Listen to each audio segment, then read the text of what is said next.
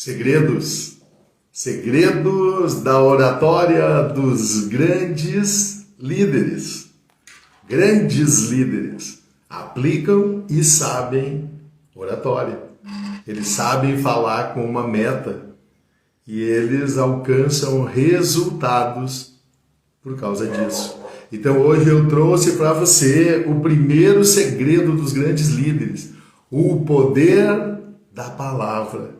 A palavra. Quando a palavra é usada, o orador é o mago. E a sua fala e a sua persuasão é a poção.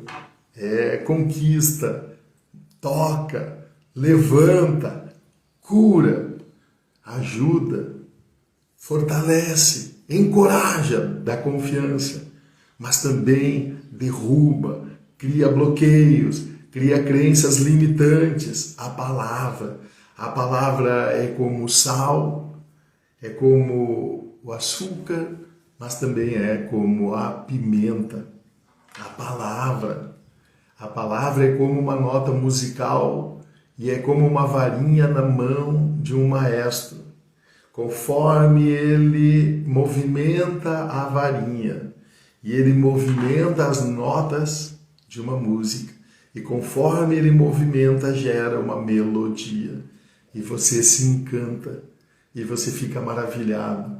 Mas também, dependendo da palavra, você tem medo, você bloqueia, você se assusta, você fica travado, você não tem coragem, você não é confiante, você é um derrotado.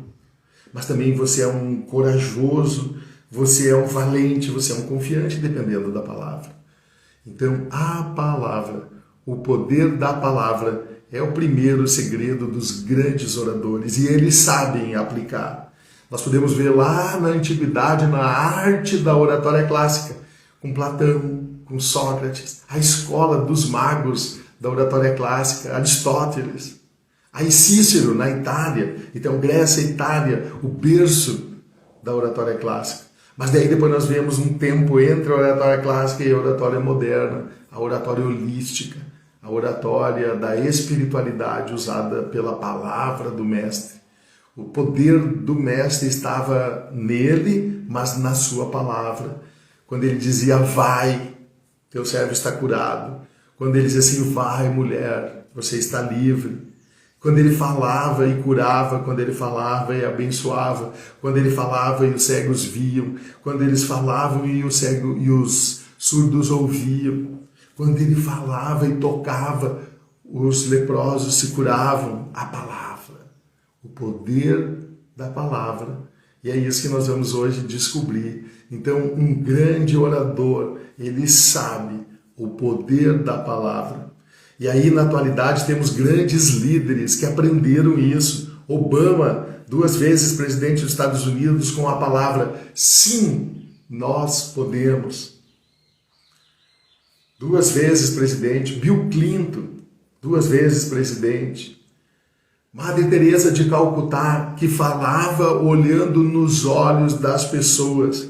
E em 1 minuto que você estivesse com Madre Teresa de Calcutá falando com você, e olhando para você, é como se você fosse a pessoa mais importante do mundo. Poder da palavra. Mas daí nós vamos ver Martin Luther King, que ele dizia assim, eu tenho um sonho. E quando ele tinha um sonho, esse sonho se somou com mais de 250 mil pessoas, e entre eles mais de 40% eram brancos, e foram para uma praça, 250 mil pessoas que vieram de todos os lugares para ouvir a palavra de Martin Luther King, a palavra que ele tinha naquela noite, a palavra que ele tinha naquele dia, que marcou a história dos Estados Unidos, onde pretos, brancos, negros, brancos, que não podiam sentar junto nas escolas, nos ônibus, passaram a conviver juntos. Não acabou com o racismo, não acabou com a discriminação, mas foi um marco. Ali começou uma nova história de um povo através das palavras. Então, as palavras para um orador, ele é um mago. E a sua fala, e a sua persuasão, e as palavras são a poção que transforma, que modifica. Então é isso que eu trouxe hoje para você, o poder da palavra, do mago da oratória. E quando você aprende esse poder, quando você sabe usar esse poder, é como se você fosse também um chefe, que a alimentação não vai ser nem salgada, nem apimentada, e nem sem sabor, vai estar no sabor certo, no tempero certo, no gosto certo. Então o poder da palavra tem uma grande capacidade. Por isso que centenas, milhares de livros sobre a palavra são escritos todo dia no mundo. Trouxe alguns aqui, A Cura pela Palavra. Outro, TED, aonde as pessoas levam a sua palavra para aprender a falar em público, onde elas demonstram a sua habilidade em falar em público.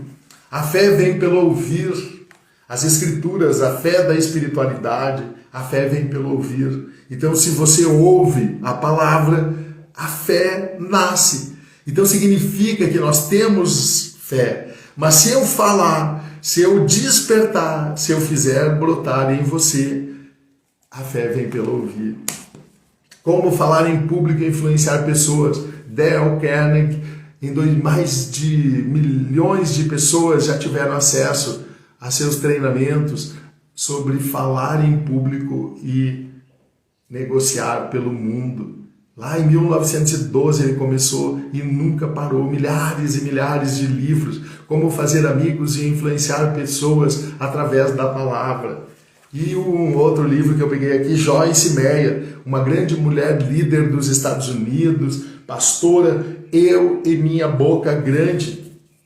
Quando ela fala aqui no livro dela, que quantas vezes a língua, em momento errado, ela acabou falando coisas que não devia. Quando que num momento de ira, ela falou alguma coisa que aquilo marcou aquele momento e criou uma dificuldade difícil de curar por muito tempo. Mas também quantas vezes ela falou para ela mesma que essa casa eu não consigo descobrir as coisas, aqui eu não consigo achar nada, que você é uma pessoa que é negativa, você é uma pessoa que só isso, que só aquilo. Quantas vezes ela disse que ela falou palavras que ligaram na terra e ligaram no céu, ou palavras que ela falou que desligaram na terra e desligaram no céu. Quantas vezes palavras ditas no horário diferente, palavras malditas, ditas num tempo diferente, palavras malditas para algumas pessoas que aquilo carregaram para a vida toda. E vou contar uma história. Sempre tem uma história. Uma professora, observando um aluno no ensino fundamental, ela observava que aquele aluno, por mais que ele fosse esforçado, dedicado, comprometido, ele não conseguia aprender. A professora, logo depois que ela falava, que ela ensinava, que ela apresentava um determinado conteúdo, logo depois aquele aluno, ele esquecia. Ele não sabia trazer de volta, levar de volta a informação. Se ela fizesse uma pergunta para ele, ele ficava encabulado, triste e não sabia responder. E as outras pessoas da sala, os outros colegas, seus colegas de sala riam dele, tiravam chacota dele, e aquilo incomodava muito aquela professora. Porque essa criança, ela percebia que tinha alguma coisa errada, mas ela não sabia como ajudar. Embora ela ia na classe dele e ajudava escrevendo, ajudava orientando, ajudava tentando dar uma pista para ele, ele não conseguia. As provas dele eram zero. Ele não lembrava de nada. É como se a cabeça dele estivesse vazia, que tudo aquilo que ela ensinou não serviu. E não assimilou, ele não aprendeu. E ela ficava muito triste com aquilo, ela voltava para casa incomodada com aquilo, até que um dia, depois de inúmeras tentativas de falar com ele, tentar descobrir, ela não conseguiu. Ela foi até a casa do menino. E ela chegou na casa do menino e foi recebida pela mãe. O menino estava lá fora jogando bola. E ela foi recebida pela mãe do menino E ela começou a explicar o que estava acontecendo e a preocupação que ela tinha com o seu filho. E conforme ela foi falando, aquela mãe começou a chorar. Aquela mãe começou a chorar amargamente. E a professora não entendeu, achou que era porque ela estava comprometida, envolvida com a vida do menino. E ela achou que a mãe, emocionada por essa atitude, estava chorando daquele jeito. Mas a mãe se recompôs e ela disse assim: eu fico tão feliz da senhora estar preocupada com meu filho, mas eu sei a raiz do meu filho. Eu sei onde está a raiz que faz com que o meu filho tenha a cabeça vazia. E ela disse assim: mas como assim? O que acontece? Ela assim: eu vou dizer para você, meu esposo é uma pessoa muito bondosa, é uma pessoa trabalhadora, uma pessoa que sempre procurou cuidar de nós. Ele sempre nos ajudou em tudo que a gente precisava. Ele nunca deixou faltar nada para o meu filho, nem para mim, nem para os meus outros filhos. Ele nunca deixou faltar para nós. Mas só que o meu esposo, ele é uma pessoa ignorante. E o meu esposo, ele foi criado num lar muito agressivo, onde o pai dele abandonou eles quando pequeno, e a mãe deles batia e agredia eles muito. Ela era muito violenta. Então, o meu esposo, bem cedo, ele saiu de casa. E ele, bem cedo, começou a trabalhar e ele sempre teve uma vida muito difícil. E eu sei que o meu esposo não faz por mal. Mas o meu esposo, desde pequeno, como pai, ele diz para o meu filho, quando ele está falando alguma coisa para ele e ele não faz do jeito que ele gostaria, ele diz assim: seu moleque, seu cabeça de abóbora, você não aprende nada, seu cabeça de abóbora. Cabeça de abóbora. Cabeça oca, que não aprende nada. Seu cabeça de abóbora marcou a vida desse menino. Esse menino não aprende porque foi colocada uma crença nele limitante que ele é uma cabeça de abóbora e que na cabeça dele não tem nada. Ele aceitou isso inocentemente por um pai ignorante, inocente, trabalhador, dedicado, que ama aquele filho, que ama. Como pode nós amarmos e falarmos coisas que acontecem, tantas tragédias, tantas fatalidades e tantas almas bloqueadas? Quantas almas derrotadas? A palavra é como uma droga. A palavra é como uma droga para o corpo. Ela mata a droga e ela cura.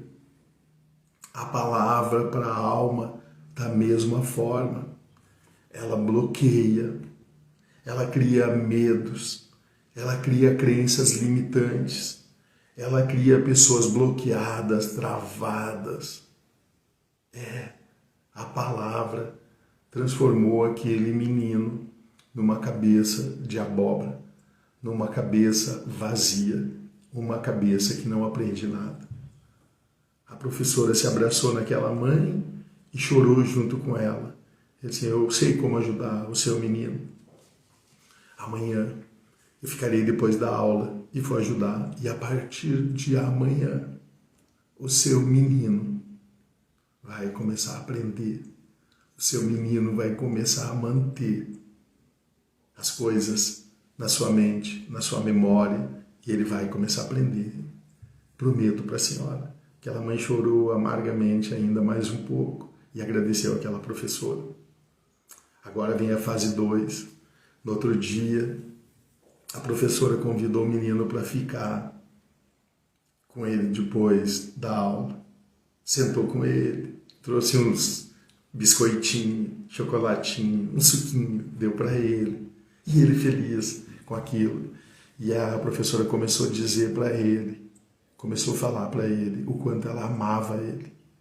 E o quanto ele era importante para a escola, o quanto ele era importante para aquela turma, e o quanto ele era importante para ela. E conforme ela foi falando isso, ela foi explicando que o pai dele amava ele muito, mas o pai dele, na infância, teve muitas dificuldades. E porque o pai dele tinha tantas dificuldades e não sabia como lidar com ele, algumas vezes o pai dele falou algumas coisas para ele que marcou, e ela queria naquele dia desfazer isso. Ela queria tirar aquele fardo dele. E ela começou a dizer para ele: você é muito especial. O seu cérebro é muito especial. O seu cérebro é igual ao cérebro de todos os meninos que tem aqui. E até mais, porque eu vejo a sua dedicação, a sua responsabilidade, o seu comprometimento. E eu vou dizer para você, a partir de hoje, que você vai começar a aprender. O seu cérebro, dentro da sua cabeça, você não tem uma cabeça de abóbora. Quando ela falou isso, os olhinhos dele se arregalou. Você não é uma abóbora. Você não tem uma cabeça de abóbora. Você é um humano, um ser especial, um menino especial, que nós amamos você. E a partir de hoje, a sua cabeça vazia vai ficar aqui. E você está recebendo uma nova cabeça, uma cabeça com cérebro, com inteligência, com capacidade de aprender, com capacidade de entender. E tudo que eu disser para você, ela foi falando como um mago. E conforme ela foi falando, as palavras foram entrando, os olhinhos dele começaram a brilhar. Era como se fosse uma poção mágica. Era como se fosse uma poção mágica. Aquelas palavras foram entrando nele e foram curando ele.